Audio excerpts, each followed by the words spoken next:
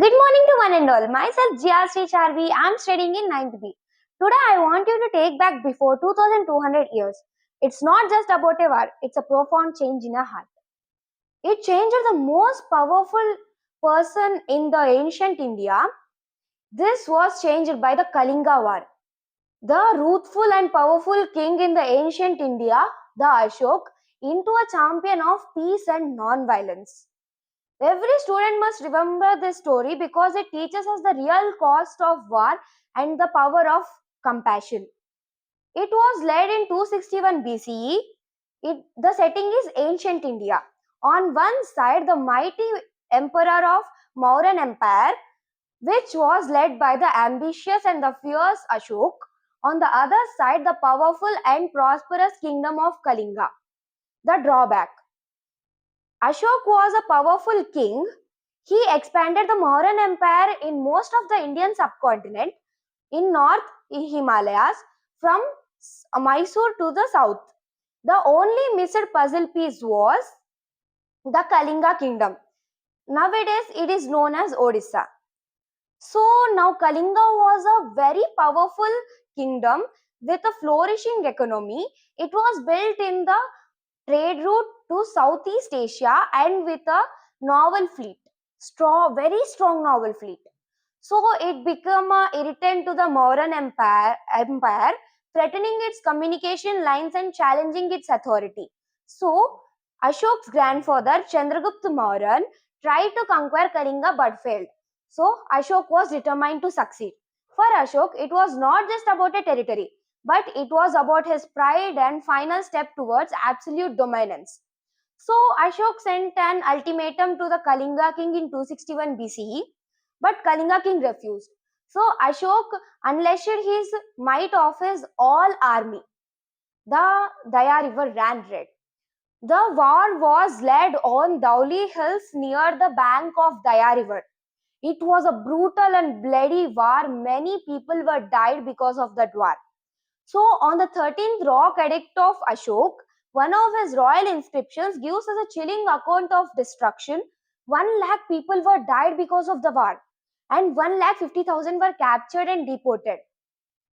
Ashok was very devastated because of the destruction. When Ashok walked in the battlefield, the field was littered with the bodies of soldiers, elephants, and citizens. Once Daya river ran clear, now it ran with red because of the blood.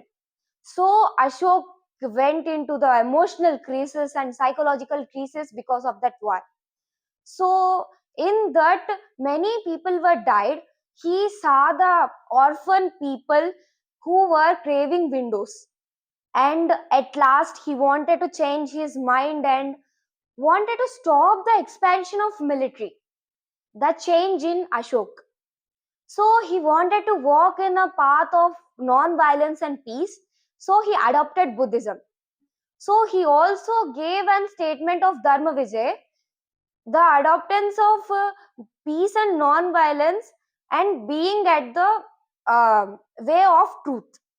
So he has many messengers to pass these statements in faraway places like Central Asia, Greece, and Sri Lanka.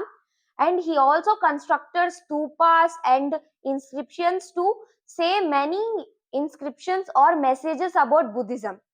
At last, we have to know about this. In conclusion, the king, the war of Kalinga is not just about a war or conflict or very big war in ancient history. It shows that a person's humanity cannot be shown in the battlefield but in resolving the conflicts peacefully and with using the path of non-violence. Ashoka became non-violence and peace emperor, and he followed the Buddhism, and he became he was filled with humanity. After when he walked in the war in battlefield, he felt empty. The war was meant for glorifying him, but it humbled him. So we should know that a person going in violence and non peace must choose the path of Buddhism. so a person can know that humanity is the main power to change the world and make the brotherhood in the world. Thank you.